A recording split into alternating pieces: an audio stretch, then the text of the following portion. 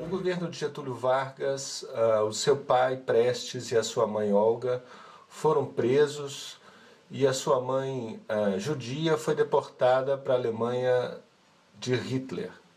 Getúlio sabia que ela lá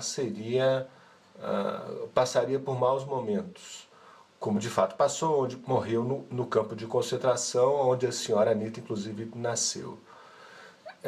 Quando saiu da prisão, depois Prestes voltou a se recompor politicamente com Vargas e passou a apoiá-lo.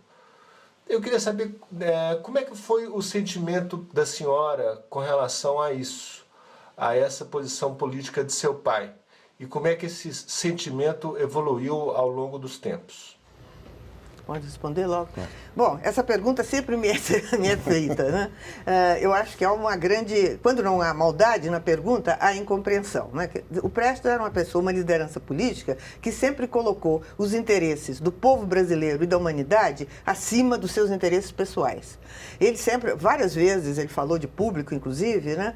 Que se ele fosse pensar no problema pessoal dele, ele, ao sair da prisão, iria dar um tiro em Vargas. Mas não se tratava disso. Se tratava de que, naquele momento, nos anos 42, 43, 44, né, do século passado, o grande perigo para a humanidade era a vitória do nazifascismo. Se Hitler ganhasse, né, a guerra, a história teria sido outra. Né? Então, os comunistas brasileiros, não era só o Prestes, o Partido Comunista e o Prestes, na prisão, que estava preso nessa época, prisão do Estado Novo, consideravam que não havia tarefa mais importante na humanidade do que derrotar o nazifascismo.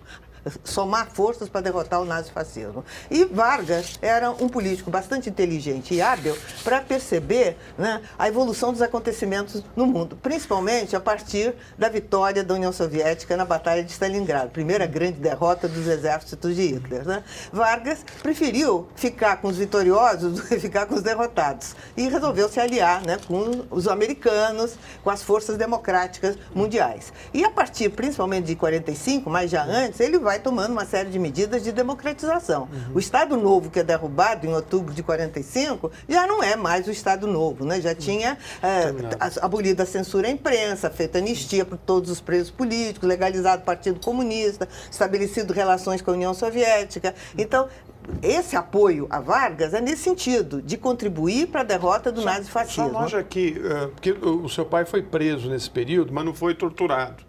Não foi torturado fisicamente. Fisicamente. Mas a senhora não acha que Getúlio se vingou através da sua mãe? O meu pai sempre dizia isso, que foi a maneira de torturá-lo, foi a extradição da minha mãe. Porque torturá-lo fisicamente ia ter uma repercussão muito negativa mundialmente para o governo brasileiro. Porque o Prestes era o Cavaleiro da Esperança, muito conhecido na Europa, muito prestigiado. Então a tortura física em relação a ele, como foi feito com outros presos políticos, teria uma repercussão muito grande. Então a maneira de torturá-lo, ele sempre dizia isso, foi a extradição de Olga, né, da minha mãe, para a Alemanha nazista para assassiná-la. Né? Sabia-se que ela seria assassinada, porque ela foi extraditada não só como judia, nem principalmente como judia, mas porque era uma comunista fichada na Alemanha e mulher de Luiz Carlos Prestes. Inclusive os arquivos que agora, mais recentemente, estão sendo abertos da Gestapo na Alemanha, revelam isso.